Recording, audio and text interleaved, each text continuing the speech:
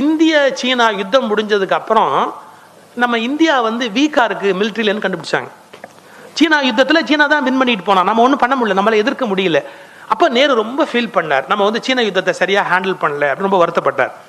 அப்போ காமராஜர்கிட்ட பேசிட்டு இருக்கிறார், உங்களுக்கு என்ன ப்ராப்ளம்னு கேட்கிறார் காமராஜர். அப்போ சொல்றாரு, நமக்கு ஆர்ம்ஸ் அண்ட் அம்யூனிஷன்ஸ் பத்தாது, அமெரிக்காலேருந்து தான் வாங்கணும், பட் அதுக்குரிய ஃபண்ட் நம்ம கிட்ட இல்லை, அதை நம்ம கொண்டு வந்தால் தான் உடனே நம்ம வந்து நம்முடைய ஆர்மியை ஸ்ட்ரெங்தன் பண்ண முடியும்.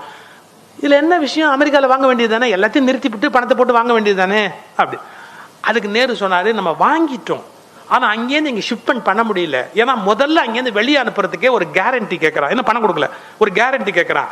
அமெரிக்காவில் இருக்கிற ஏதாவது ஒரு பேங்க் கேரண்டி கொடுத்தா அங்கேருந்து ஆர்ம்ஸ் அண்ட் அம்யூனிஷன்ஸ் இந்தியாவுக்கு அனுப்ப தயாராக இருக்கிறான்.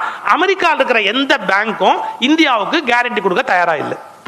சார் இது எவ்வளோ பெரிய இஷ்யூ சார் இது. அமெரிக்காவில் இருக்கிற எந்த பேங்க்கும் இந்தியன் கவர்மெண்ட்டை நம்பி ஒரு கேரண்டி கொடுக்க தயாராக இல்லை அப்படின்னு.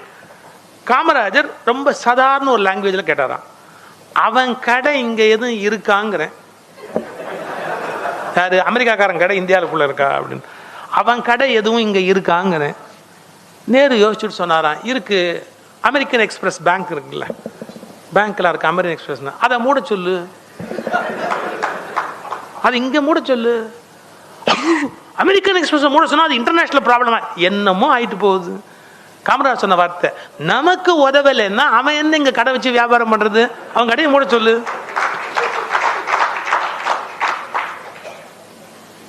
நேரு ஒரு வினாடி யோசிச்சுட்டு, சரி என்ன பரவாயில்லன்னு இங்க இருக்கிற அமெரிக்கன் எக்ஸ்பிரஸ் சேர்மனை கூப்பிட்டு, எப்ப இந்தியன் கவர்மெண்ட்டுக்கு நீங்க சப்போர்ட் பண்ண தயாரா இல்லையோ அதுக்கப்புறம் இந்தியாவில் நீங்க வந்து இருக்க முடியாது, நான் கவர்மெண்ட் டெசிஷன் எடுக்க போறேன்.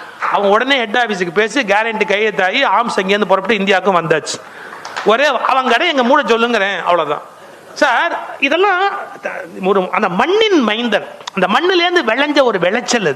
அது மட்டும் இல்ல, நான் ஒரு ஒரு மிகப்பெரிய உண்மையை சொல்லட்டுமா, என்ன, யாருக்கு தன் நாட்டின் மீது அக்கறை இருக்கிறதோ அவனுக்கு இது போன்ற எண்ணங்கள் தோன்றிக்கொண்டே இருக்கும்.